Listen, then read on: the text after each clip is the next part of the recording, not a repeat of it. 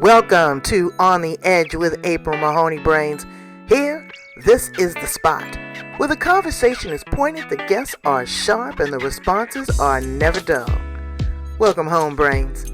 There's only one requirement to hang out on the edge, is that you open your big brain and close your small mind. Did you bring your thinking caps? It's time to put them on, because the conversation starts now.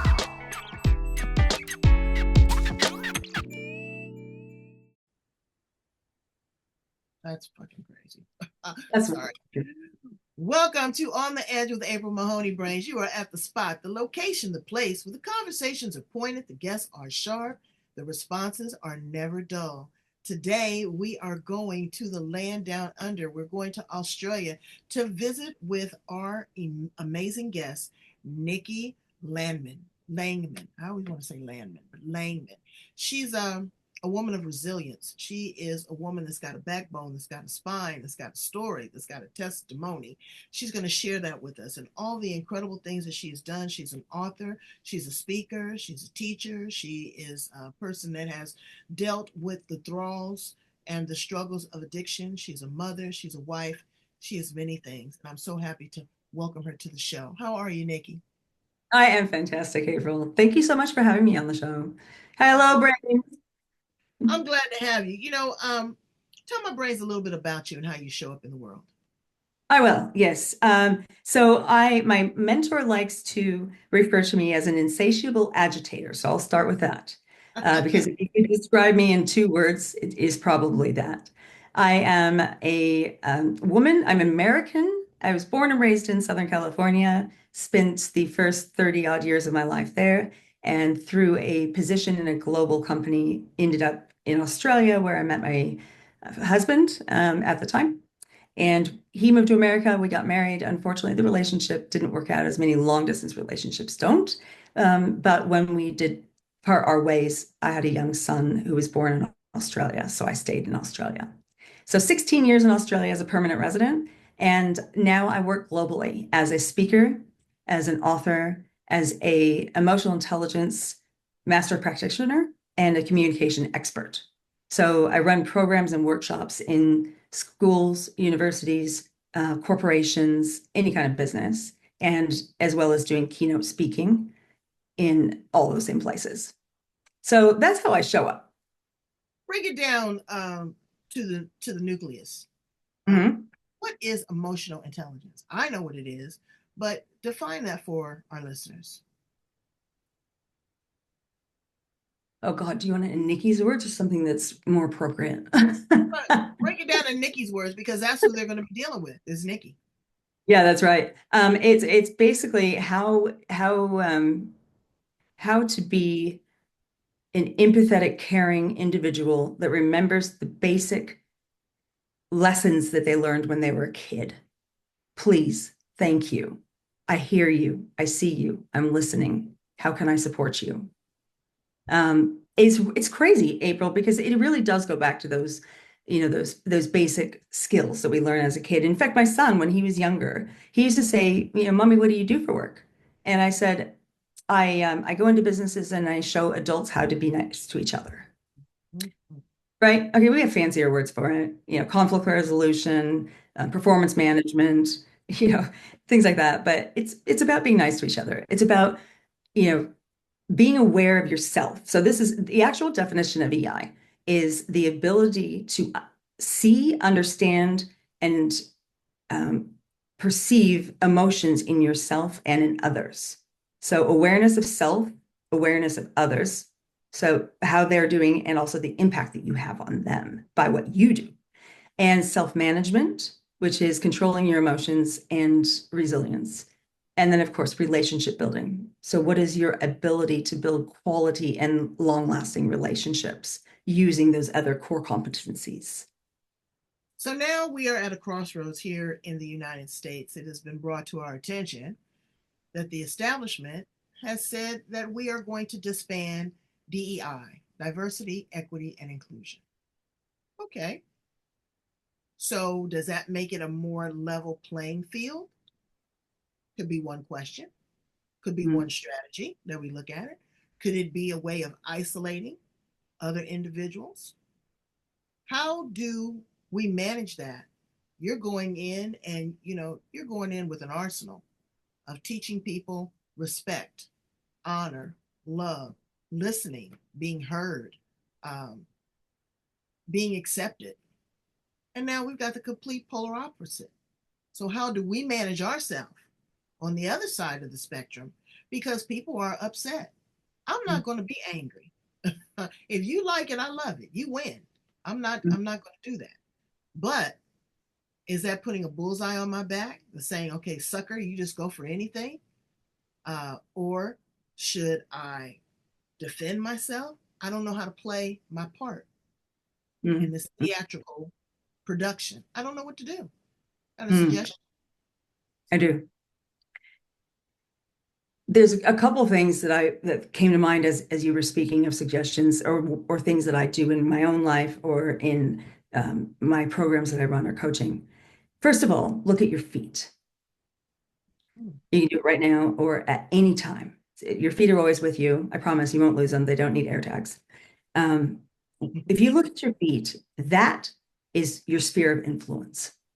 That is your area of control because that is the only thing you can control is in the present, your ability to respond to your environment. That is 100% your choice. And if you think about one of the most powerful quotes that came out of a book, heart-wrenching, was from man's search for meaning, where he said, then they can take everything else away from us, but they cannot take away our ability to choose. So in this moment, when I look at my feet, I know that the world is moving, people are doing their thing, my friends and loved ones are out there. I have zero control over what happens.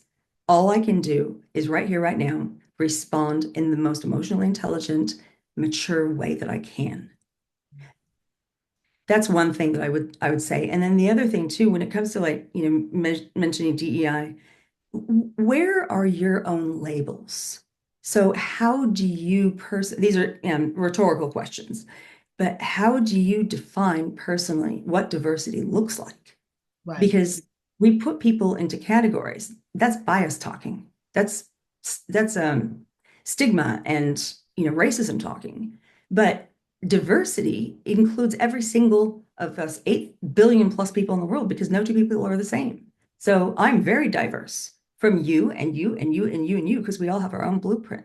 So are you talking about classifying people in a racist or discriminatory way? Or are you saying that we are all diverse and we all deserve to be in that D? Right. Equity and inclusion, it's just, I don't see how they can be separated unless you are using judgment and bias to do so. Well, Human being. it's a lot of work, unnecessary work, because if every flower in the garden was the same, it'd be boring. It was. If everyone had the same voice inflection, you wouldn't be able to tell the difference. It is our uniqueness that make us who we are and pollinates the field of life and this earth.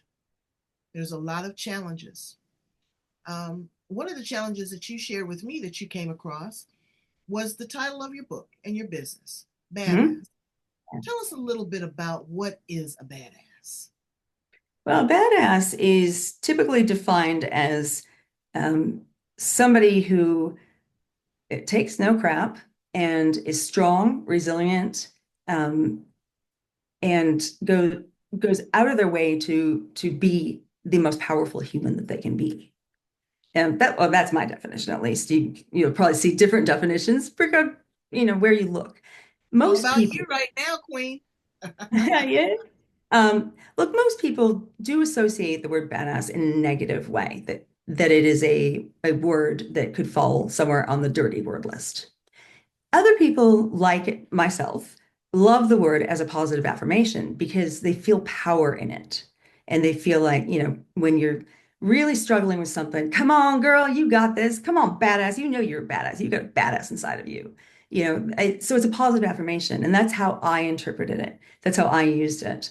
And so I in my many, many years of speaking in corporations, I then turned my attention and my education to becoming a world-class speaker.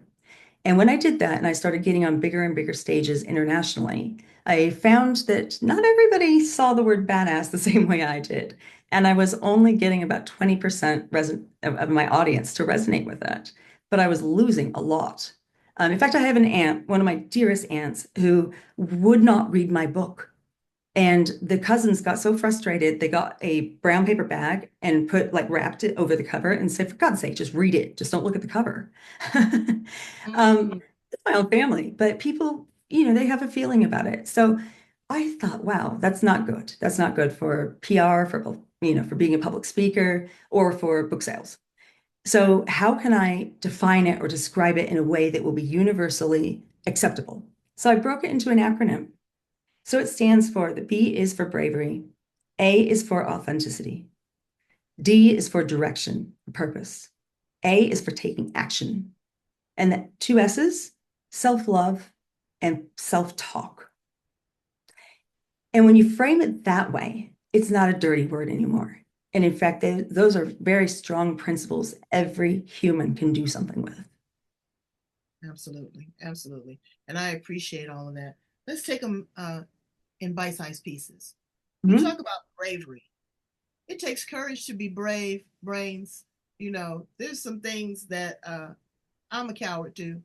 I'm not gonna lie. Water being one of them. But then you got people that are adventurous that go out and water ski and scuba dive and all that. It depends on your risk tolerance, how much Mhm. you're willing to give, and how Mhm. much you're willing um, to face that fear and address it. So that's what I'm doing. I'm going to go and take a swimming class at 62 years old. Absolutely. And I am going to feel the fear, yet do it anyway.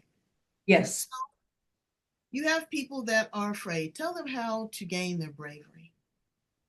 Well, that's a beautiful example, and bravo to you.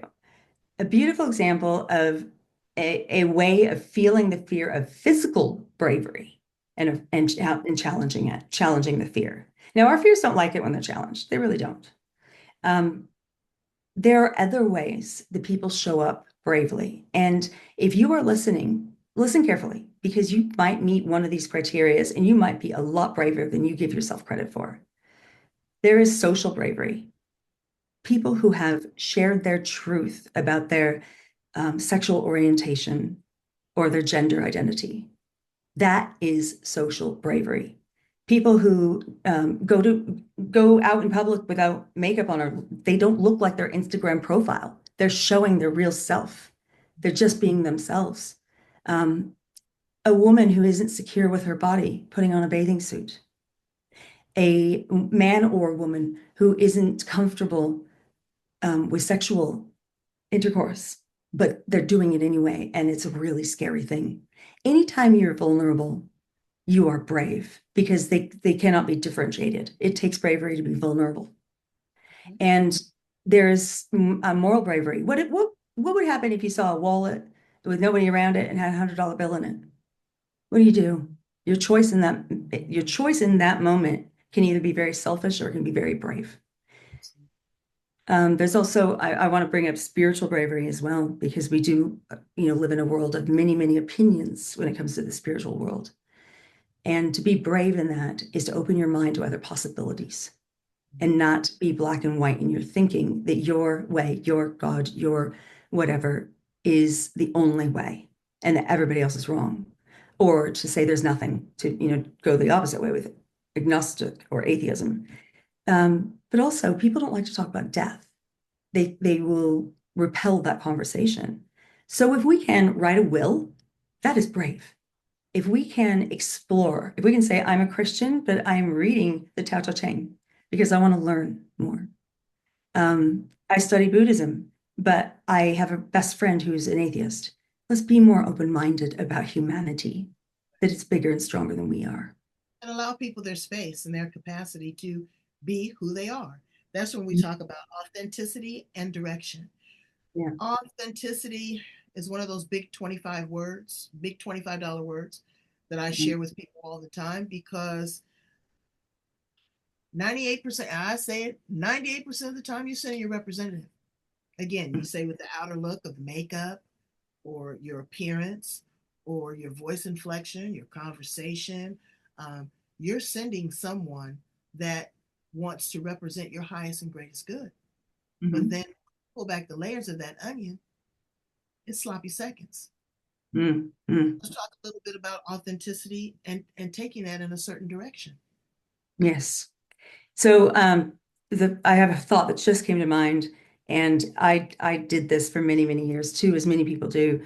I was so desperately insecure and had such low confidence and self-worth that I would wear mini masks and even, lie a bit, tell white lies about who I was and what I had done or my profile or my resume, because I thought if I hate myself so much that if all I show you is what my Instagram profile looks like, then you might accept me. And that's more powerful than if I accept myself or not. But if you see the stuff I'm trying to hide, my shadow side, well, you're not going to like me then because I can't even like me. Now that's kind of that's one way of looking at authenticity. But let's go back to the beginning of our lives. Why it is so hard to be truly authentic and why most of us lie to ourselves that we are authentic. Some people say they're authentic 100% of the time. I think that's BS because even I'm not authentic 100% of the time, but I try to be. Now we're labeled from day one. Absolutely. Usually Usually, unless you live in a culture where they give the naming rights to the child, which is very rare, but it happens in some cultures, we are labeled from the day we're born. We're given a name and we carry it everywhere we go. And then school happens, and there's standardized testing and measuring sticks that somebody else made to tell you what you're good at and what you're bad at, how strong you are, how capable you are, how smart you are. You're good at this, you're bad at that. You shouldn't even try that career path, you know. And we take those messages on because we don't have the ability to be discerning in our young years. Our family tells us we're something, we believe it, we own it. Schools show us numbers, it's data, it's there. You scored in the bottom 25th percentile. You're not good at this. Everyone is different. I was Mm, telling you in the green room about gender identity. mhm, Okay, people are up in arms about that. It is very scientifically proven that you can be born with two X's or two Y's, you know, mhm, and you can be, there's some hermaphrodites that are born, a lot of things. But when the child comes out of the womb, it's designated. If it's a girl, she will wear pink. She will wear dresses. She will play with dolls. She will be emotionally sensitive. She will be a mother, yada, yada, yada, yada. If it's a boy, he will wear blue. He will play with trucks. He will be strong. He will not cry. Um, he will be the hunter and the gatherer. Never lending any credence to who they are here to be. We are mm, just merely the conduit, the vessel that has come through. mhm, I understand, but that's done by epigenetics, that's done by generational design, by mhm, trauma. The world is evolving. The world is mhm. very different now. Yeah. We don't know where we're headed.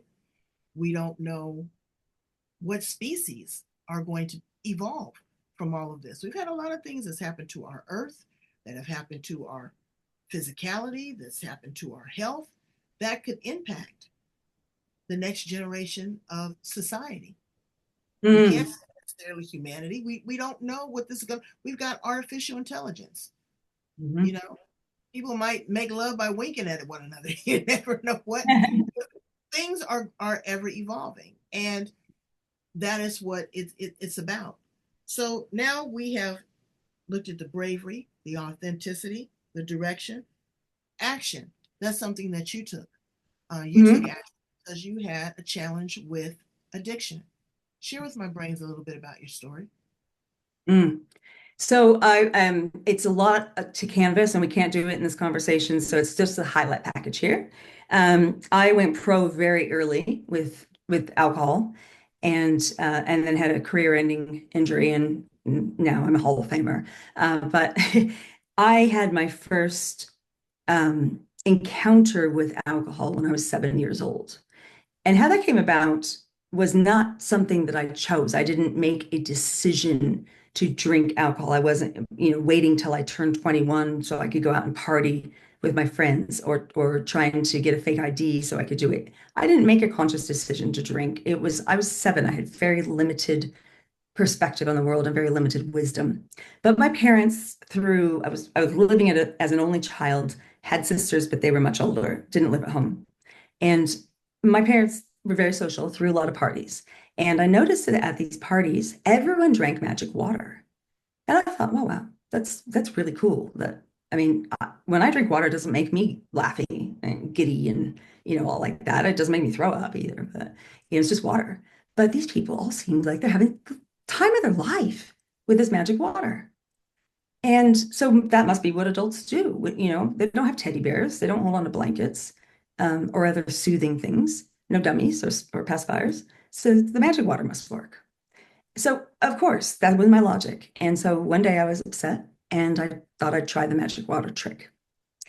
And boy, I'll tell you what, 7-year-old wisdom said that this is clear and it must go into a clear glass because that's what water goes into. So I poured myself about an 8-ounce glass of gin straight. No ice, no mixers, no nothing, because I didn't know. I just wanted to feel that happy, giddy feeling that those people that were partying did. And it was the most terrible thing I ever tasted. It was like a Christmas tree. Oh, I still can't even smell gin to this day. But after the burning sensation went away, it was like this feeling of warm honey, this like internal hug, a warm, fuzzy blanket from inside just said, "You're okay. You're not lonely anymore. I'm here for you." And for about the next 30 years, I chased that comfort. I chased that fuzzy blanket Wow. in many destructive ways. Wow. And you decided one day that you had an aha moment and you Yes. discovered the last two letters of your acronym, self love and self talk. What Mm. was the conversation that you had with yourself? What was your aha moment? It was, there's a Greek way of describing time. So we know chronological time as being very sequential. There's also another word for time, and that's kyrios, meaning a moment within a moment where time stands still. And I had that moment, that kyrios moment, when I was in my mid 30s and had gone through a lot of life experience, university, great jobs. I kept my addictions as out of public sight and as in the closet as I possibly could. Like so many other people living the majority of their lives hiding from the world, which again doesn't give you the ability to be anywhere near authentic. Um, so I was ashamed and self-shame. We can be shamed by other people, but I guarantee you, and anyone who has ever felt shame in themselves will tell you there is nothing anyone else can say or do to you that is going to be worse than what you have said or done to yourself as far as shame and punishment. Now, my higher power has given me a clean slate. But to forgive yourself is much, much harder. So, and I don't particularly like other people even shaming me because I sin differently than they do. But those are all just my convictions. Anyway, addiction took a toll after 30 years of hiding and shame and being inauthentic and just wanting the world to only see what I was willing to put on display. That's exhausting, very, very exhausting. And I had been through rehab before unsuccessfully because I was never ready. I held on to that voice inside of me that Jin said so many years before, "I got you. I've got you." It never did. Actually, it was quite an asshole. But I chased it because I thought, no, next time will be different. Next time will be different. Anyway, when I was in my mid 30s, I was done. I was bankrupt. I was emotionally, spiritually, and physically bankrupt. I couldn't function. I couldn't work. It was despair and flat. I was a deflated balloon. I was able to take a shower, and that was about it one day. And after that, I sat on the bed wrapped in a towel and sat staring at a wall. My husband came home. He came into the bedroom and he knew, I mean, he'd known since he started dating me. He knew I was an addict. But he sat down next to me on the bed, and with pure compassion and pure grace, he said, Nikki, one of these days when I come home from work, you are going to be dead. And I'll know you didn't mean to do it. You just got it wrong. And the first thought in my head was, okay, that's really good, because I wouldn't want anyone to think I was suicidal. And then a second later, the gravity of what I had just thought, that what other people thought about how I died was more important to me than the fact of actually living or dying. It dropped inside of me like a bomb. And then immediately, so that was like a nanosecond and then another nanosecond. So this curious moment was moments within moments.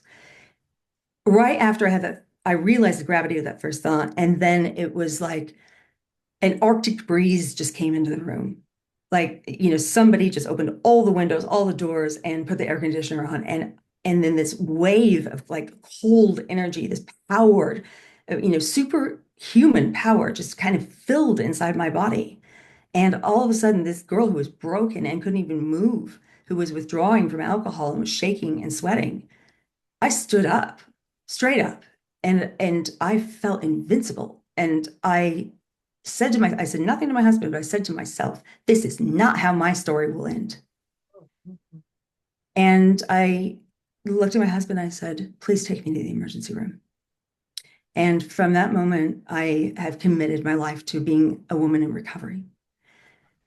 I was done. And really something important I want your listeners to hear, Brains, if you yourself have an addiction, think you might, or you have somebody that you care about, a family friend or coworker, or your child even, and you're concerned about them, interventions don't work.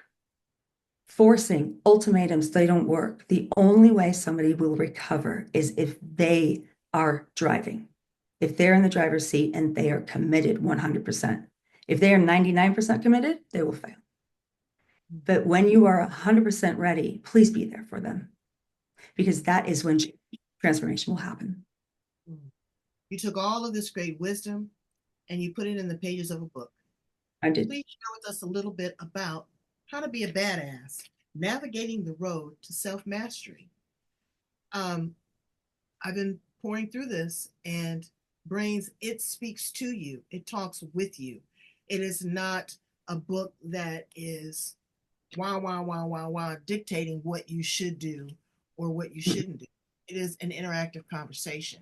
There's ways to question yourself, to look at some of the situations that Nikki ran into and maybe find yourself there as well. What did she do? What choices do I have? Am I ready to totally commit? Please grace us with an excerpt from the book. I definitely want to hear it in your words, and I want my brains to feel the texture of the fiber that you have webbed together in your life that you want to blanket us with. I would love to do that, April. Thank you. So I knew the book had to be written because it was the story I didn't want to tell. It was a story I wanted to take to the grave with me. And that's what shame wanted to do, wanted to keep me small until the day I died. But I took the risk of writing the book, and I decided, because I don't do anything halfway. I don't have a moderator anywhere in anything I do. It's either very salty or very sweet, very hot, very cold. Nothing is mediocre with me. But when I decided I'm all in with this book, I am going to tell it raw, real, and from the first person. So inside the mind of the person experiencing addiction, which means I am full throttle honest about manipulation, gaslighting, doctor shopping, ways I hurt other people, the ways I almost killed other people. So the part I want to read to you is my why. When I initially disclosed my intention to write this book, some people were horrified that I wanted to be so publicly honest and forthcoming about my struggles and failures. Why would you do that? Why would you lay yourself open to judgment and criticism? What if someone tries to discredit you? And my favorite, do you really want your son to know his mother is an alcoholic? Now, my answer to that last question was a resounding yes. Yes, I do. The most precious gift I will ever give to my son is to demonstrate what overcoming your own battles looks like, how to get back up when life kicks you in the teeth, how to be accountable for your choices, how to be unapologetically authentic, how to show up every day like a badass, and how to never, ever compromise how powerful you are or stop believing in yourself. That's the most valuable gift I can give to anyone, and that's exactly why this book needed to be written. That's powerful because it's the truth. And Mm. speaking the truth takes courage. We have to walk by our faith and not by our sight, Mm.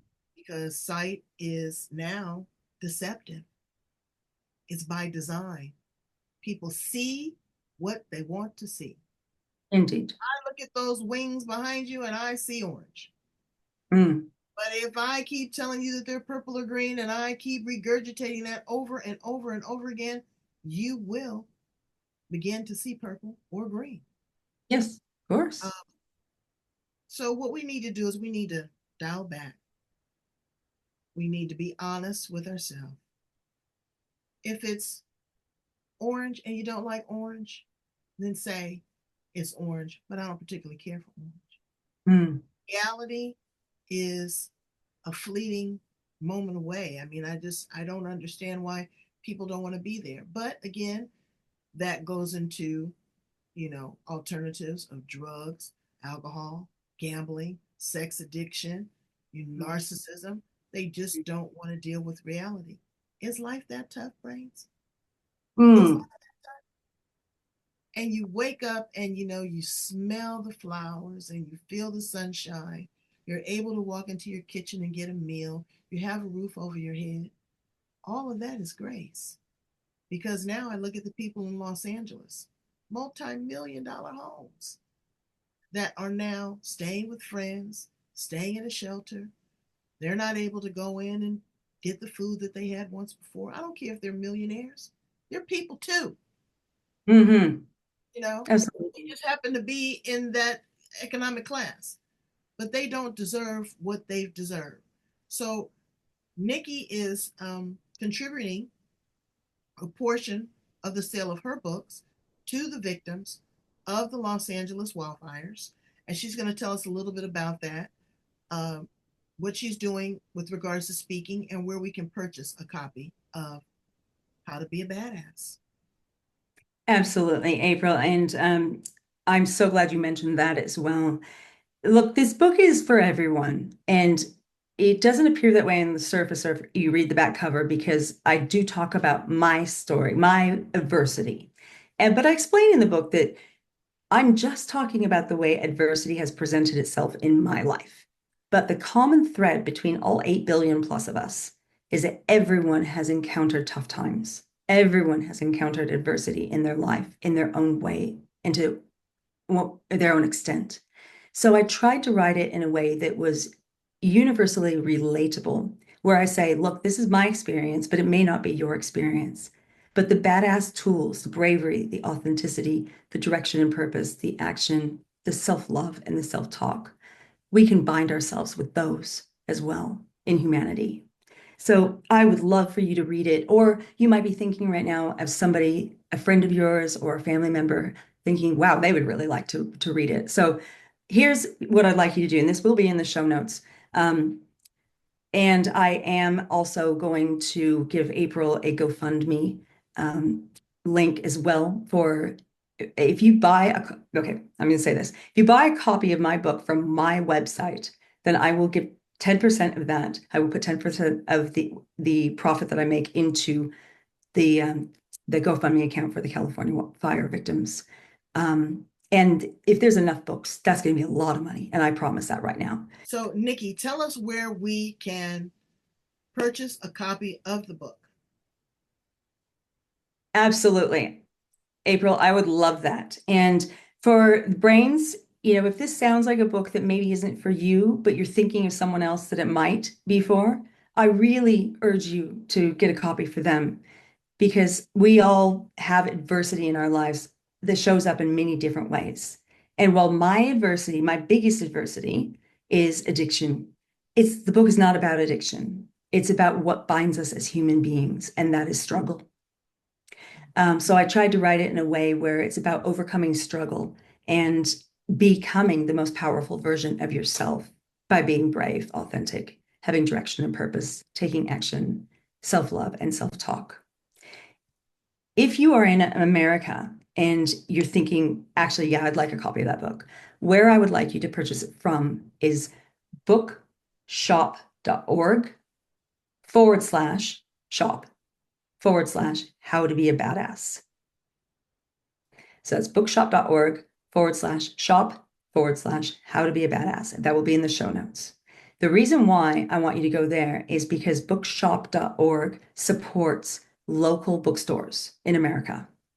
And they need help. And the designated bookstore that I have chosen to be supported is the Last Bookstore in LA. And if you've ever been to that bookstore, it is so fun. I mean, it is just one of the best bookstores in the world. And they support, it's woman owned, and they support local authors. So they do readings, signings, screenings, entertainment, and things from local musicians, local artists. And let's make sure it's not the Last Bookstore. But if you buy a book, my book from that bookshop.org shop, How to Be a Badass, 25% of the proceeds will go to the Last Bookstore to make sure it is not the Last Bookstore. April, something else I would like to do, and this is affiliated with my website. So if you're anywhere else in the world besides the United States, I'd like you to come to my website, which is nikkilangman.com, and you will see a tab for the Badass book. And if you purchase it from my website, it will be signed for you and I will personalize it. But I'm also going to give April my GoFundMe link that I am going to pledge to put 10% of the profit I make from every book sale into going to support the California wildfires. I'm a California girl. So let's either support the Last Bookstore in LA or let's support those who have lost everything and are courageous, absolutely brave men and women who have put their lives in danger for us. So nikkilangman.com or bookshop.org shop, How to Be a Badass. And before we conclude, I want them to know how to get in contact with you personally. They're looking for speakers to come into their corporations, to come into their classrooms, their universities. It's so important that this message is delivered. But how? There's nothing like the gravitas of being in the room. You can be online, you can listen to an audio, but to feel the texture and the vibe and the frequency of the actual author, to see and engage in them is a gift within itself. Tell us how we can get in contact with you for speaking engagements. Absolutely. nikkilangman.com, my website, is the best place, or link in with me on LinkedIn. That's the social media platform I use the most. And again, it's just Nikki Langman. You'll find me. I'm blonde, so look for the blonde girl if there's multiple results.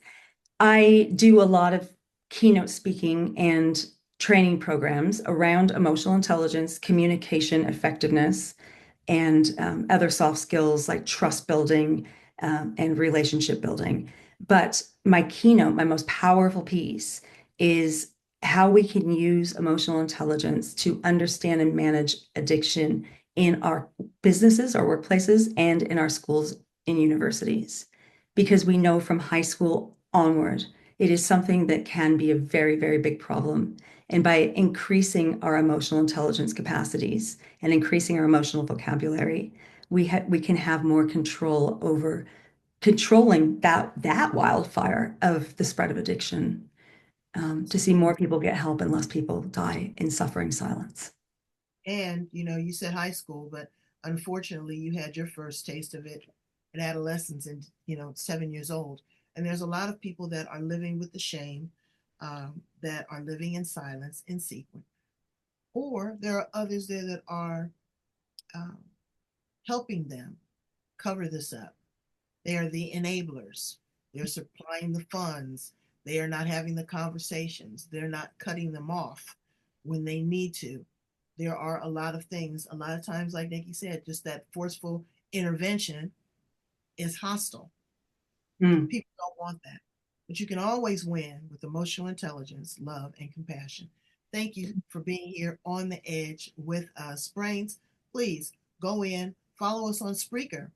Um, Blog Talk will be disbanding, but you can find us all over the planet. Just Google us. We're on YouTube. We're on Instagram. We are LinkedIn, Podbean, Spotify, Spreaker. We're all over the planet. We're there. So much, Nikki. Come back and visit us again. And I wish you only the greatest and highest good, my sister. Thank you so much, April. It has been such a pleasure and my joy to talk to you. All right. Brains, have an amazing day. I'm counting on you. See you, Rains. Love you.